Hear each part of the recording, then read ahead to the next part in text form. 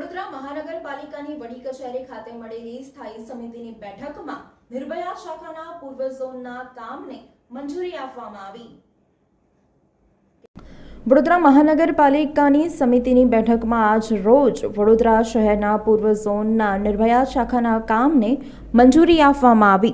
આદર્શ આચારસંહિતા અમલી છે ત્યારે ઇમરજન્સી કામ કરવાના કામે જીપીએમસી 1ની કલમ 68(3) હેઠળ વડોદરા શહેરના પૂર્વ ઝોનના વિસ્તારમાં વહીવટી વોર્ડમાં 6માં આવેલ કોર્ટ વિસ્તાર દરવાજો જર્જરિત હોય કલેક્ટર કચેરી વડોદરા ડિઝાસ્ટર મેનેજમેન્ટ શાખા ઇમરજન્સી ઓપરેશન સેન્ટર દ્વારા મામલતદારના જણાવ્યા અનુસાર કોઈ અનિચ્છનીય બનાવ ન બને તે હેતુસર તાત્કાલિક કાર્યવાહી કરી આ દરવાજાને દૂર કરવાના કામને 1.5 લાખના ખર્ચે મંજૂરી આપવામાં આવી હતી।